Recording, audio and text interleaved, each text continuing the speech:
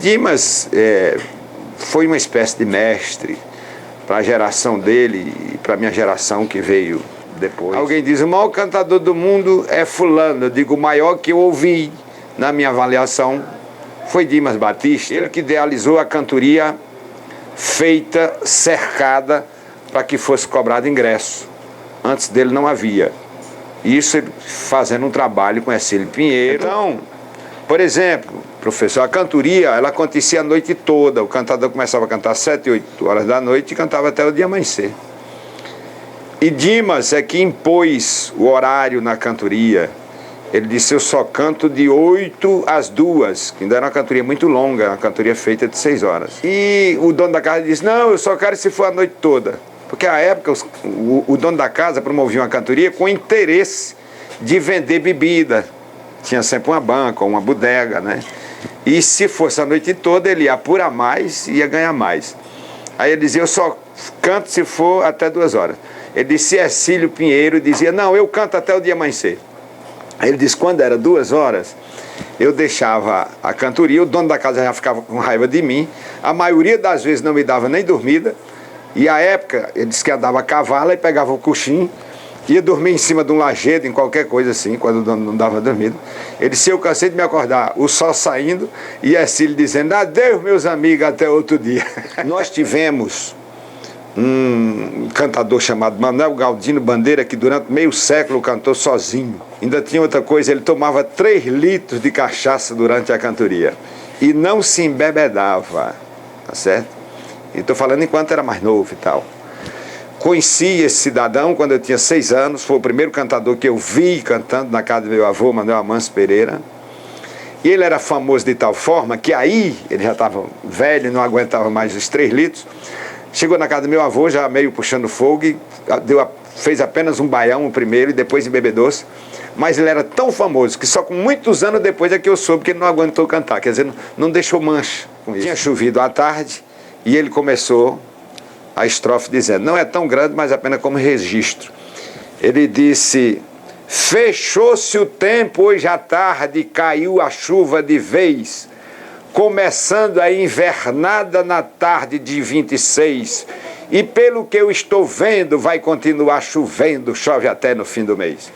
Agora, o mais interessante, professor, que eu acho, é que parece que ele se comunicava. Por exemplo, se eu chegasse em Iguatu, que é lá no centro do Ceará, e encontrasse um grupo de estudantes, quando ele me via com viola, saia logo batendo nos peitos. Eu também sou cantador e ninguém queira duvidar. Aquilo para mim era uma morte.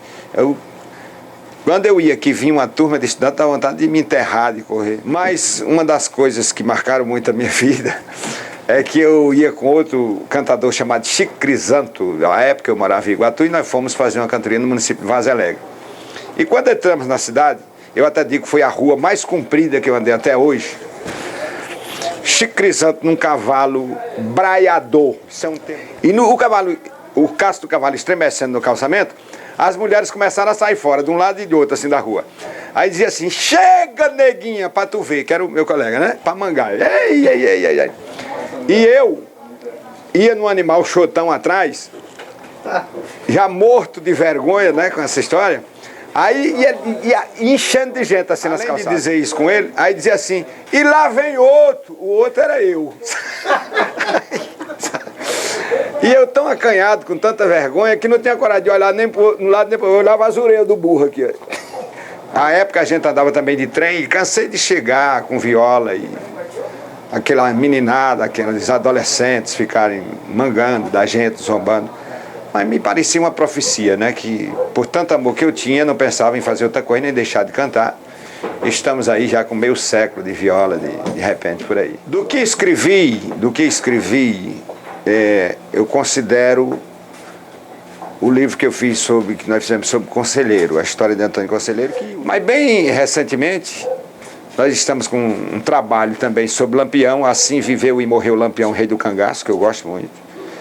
Estamos também com o livro Pelos Caminhos das Trovas, que é um trabalho novo. Então, em termos de contribuição, escrevendo, eu considero, principalmente o De Repente Cantoria, o melhor trabalho que construímos até hoje.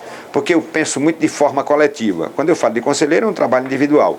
E quando eu falo no De Repente Cantoria e no Gênios da Cantoria, a grande contribuição é que esses livros focalizam, mostram, divulgam grandes estrofes de grandes repentistas e até dos que não são famosos.